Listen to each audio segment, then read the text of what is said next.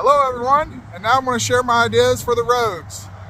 So from a hunter standpoint, the roads are just giant food plots, and food plots bring in deer and animals, so you wouldn't think that it would be a good idea to make the grass all nice and luscious and beautiful. So Lyndon B. Johnson, his wife, Lady Bird Johnson, not to be confused with Larry Bird, had an idea to beautify the roads in, I think it was the 60s or 70s, and that's when they just planted food plots all over the interstates and the highways and everything, which is great. It's beautiful, I agree, but it brings in the animals. So a logical solution would be to plant things like peppermint. I know peppermint is pretty growing fast, but things that maybe deter deer. There's also vines that are low growing and that we could plant, and that they never have to be cut, and they'll stay real short. And so we would save all of our money on tractors and maintenance on these roads and cutting the grass. I mean, I could only imagine how much we spend on grass as a nation, whether it be county or federal or whatever, a year. And so if we just planted vines that were nice and pretty as well, and maybe deterred deer, we would save a bunch of money here in the county, locally, every aspect. And we would also keep deers off the roads, and maybe people wouldn't smack them with the car so much, and we would create a safer environment. So that's just basically my first idea. Another idea is to put under road ways for turtles, because right here there's a turtle crossing as well, and this would be a great spot for turtles to be able to go over, even if we just put some kind of square culvert that they could just crawl in, some kind of creature, you know, the size of a raccoon and smaller, to just go under to the culvert so these animals can cross the road safely without dying. Because I tried rescuing a turtle there the other day, and by the time I turned around it got smashed. But I looked, and there was like literally 4 or 5 other turtles in the same exact spot, which tells me it's a turtle crossing area. And I'm just trying to coexist with nature, because I think that we're all kind of connected, you know. So we just got to try and do maybe a little bit more than what we are.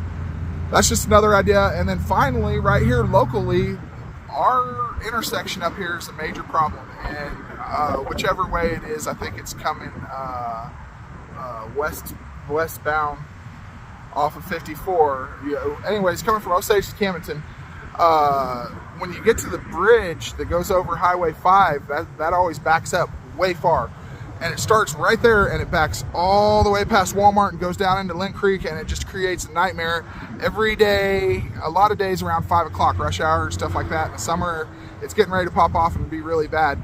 A quick, easy, immediate fix would be to just put road signs along the way, like start at Verizon and put right turn only. All other cars must turn left. Right turn only, right lane. Right turn only, right lane. And just make it obnoxious. And put multiple signs, 4 signs where everybody can see and say that there's, that way when we're stuck in gridlock traffic, everybody will get over to the left, and then on that right turn, right, coming into Culver's here, you'll be able to cut in and save a lot of time. And it will take a whole, basically, traffic light out of the equation.